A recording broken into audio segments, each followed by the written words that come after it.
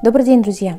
Сегодняшний видеоурок будет посвящен удивительным созданиям – совам и филинам. Эти птицы уникальны по всем своим качествам. И несмотря на свою милоту, они очень опасные хищники. И незамедлительно воспользуются своими качествами, как только увидят вашу слабость. Так что берегите своих маленьких кошечек и маленьких собачек.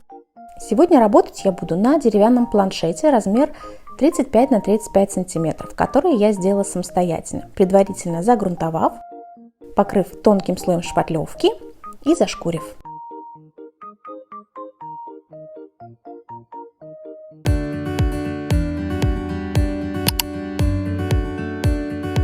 Прежде чем приступать к работе на деревянном планшете, его необходимо подготовить. Писать красками по дереву не очень хорошо. Некоторые просто грунтуют художественным акриловым грунтом. Также можно его покрыть клеем ПВА, это тоже является защитой. Или, как я, покрыть шпатлевкой. После того, как шпатлевка высохла, я ее зашкурила и покрыла грунтовкой для укрепления. Прежде чем приступать к непосредственной работе, я всегда заклеиваю оборотную сторону холста малярным скотчем, для того, чтобы оставить заднюю сторону чистой, без красок, без грязи. Я готовлю серию работ в жанре анималистика и работать буду сразу на 3 холстах. Поэтому периодически картинка у вас будет меняться, но суть от этого не изменится. С помощью простого карандаша я провожу абстрактную линию, которая будет служить у меня рамочкой. И далее покрываю все малярным скотчем, отделяю границу. Малярный скотч прозрачный, поэтому линию, которую мы провели, хорошо видно. И теперь нам необходимо срезать внешний край канцелярским ножом. Так как линию очень хорошо видно, линия просто обрезается, и мы удаляем ненужную нам внешнюю сторону, там у нас будет располагаться шпатлевка. Как вы видите, край очень ровный, поэтому после того, как мы нанесем шпатлевку и удалим излишки малярного скотча, край получится у нас ровно таким, каким мы его нарисовали простым карандашом. И далее я беру малярный скотч, который пошире, и еще защищаю внутреннюю часть полотна, чтобы шпатлевка не испачкала его, потому что лишняя работа по зашкуриванию нам не нужна. И после этого можно приступать уже к замешиванию гипсового раствора. Я использую здесь сухую гипсовую шпатлевку, которую развожу с водой, замешиваю достаточно плотную массу. Она должна быть пластичная, но хорошо держаться на шпателе. Это залог успеха хорошего оттиска. Если вы набираете массу на шпатель и она у вас не падает, значит раствор готов хорошо и масса плотная. Если вам интересно знать, какую марку шпатлевки я использую, можете подписываться на мой телеграм-канал.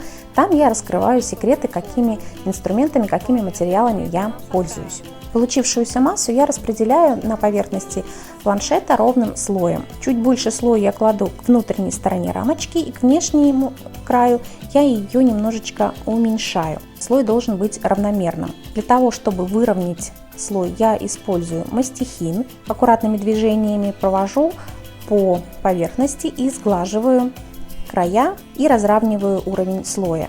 Если вы хотите получить совсем уж идеальную поверхность, то можете взять небольшое количество воды и, смачивая пальчики, разровнять до идеального состояния.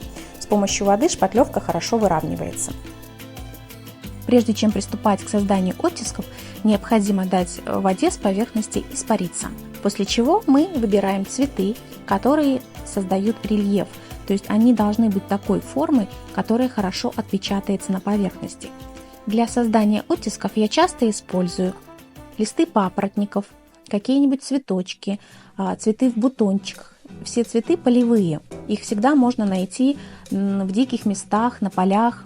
Выбирайте листики с плотным рельефом. Я люблю отпечатывать листы лопуха или лаванду, какие-нибудь сухие колючки. Но желательно все-таки использовать не засохшие цветы, а свежие. То если вы будете прикладывать, вдавливать сухие цветы, то они останутся в шпатлевке и их трудно будет оттуда достать. Я часто использую эту технику работы с живыми цветами. И иногда мои полотна очень плотно наполнены цветами, практически нет свободного места. Но в данном случае я сделала очень легкую композицию, чтобы издали это напоминало окно в природу. После того, как вы создали композицию и аккуратно вдавили пальчиками все цветы, все листики. Необходимо их очень легкими движениями, медленно, аккуратно снять. Постараться не травмировать ваш рельеф, то, как отпечатались ваши листочки, потому что шпатлевка еще достаточно влажная и можно легко ее испортить. В зависимости от того, какое время вы потратили на создание оттисков, ваша шпатлевка либо уже слегка схватилась, если она еще сырая, дайте ей 10 минут постоять, и после чего обязательно надо снять наш защитный скотч. Сделать это надо до момента, когда шпатлевка полностью высохнет, иначе потом скотч вы просто не оторвете и не снимете, и не получите этот ровный край, который нам необходим. Посмотрите, какая толщина слоя у меня, какую я использую. Здесь у меня слегка приподнялась шпатлевка, и это даже играет на руку. Мне это очень нравится. И я даю шпатлевке полностью высохнуть, оставляю на сутки.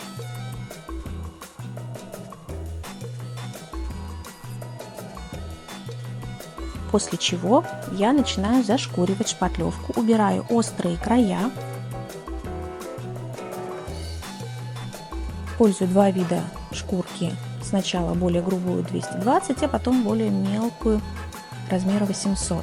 Сами краешки, если вы хотите их подровнять, то можно использовать пилочку для ногтей и обработать аккуратно края. Смахиваю остатки пыли, и чтобы окончательно обеспылить поверхность, я использую грунтовку строительную глубокого проникновения. Здесь у меня светло-зеленый раствор, потому что я добавила чуть-чуть капельку колера в раствор грунтовки, чтобы видеть, как она окрашивает поверхность. Все рельефные зоны у меня прокрашены. Я специально сделала такой чуть зеленоватый раствор, он в любом случае закрашивается. И вот перед вами то, что получилось после высыхания грунтовки. Я четко вижу весь рельеф, и мне очень-очень нравится. Далее я приступаю непосредственно к декору. И первым этапом я закрашиваю рамочку золотой аэрозольной краской. Даю ей высохнуть и с помощью акриловой краски бежевого цвета покрываю внутреннюю часть полотна обычной краской, делаю так называемую подложку под основную картину. Пока полотно высыхает, я нахожу референс того, что я буду рисовать. В этот раз я буду рисовать сову, поэтому я выбрала очень красивый рисунок, который буду переносить на основу. А как это сделать, вы узнаете из моего третьего выпуска из серии «Красная книга». 3 картины я делаю в жанре анималистика и везде использую одинаковую технику. Поэтому я решила разделить озвучку ролика на 3 части. И в третьей части я вам расскажу, с помощью каких инструментов и какие нюансы надо учесть при переводе картинки, распечатки на полотно. Но вы можете досмотреть этот ролик до конца, посмотреть этап раскрашивания картины. Это тоже очень интересный, увлекательный момент. А я с вами прощаюсь. Жду ваших комментариев. Обязательно не забывайте лайкать видео. Я стараюсь для вас сделать наиболее понятные и подробные ролики. Также мне очень приятно, когда вы пишете ваше мнение в комментариях. И, конечно же, я всех вас жду на моем канале, в телеграм-канале, где я выкладываю интересные истории, какие-то нюансы в работе. Поэтому жду вас, жду ваших лайков. Оставайтесь со мной и смотрите мои будущие ролики.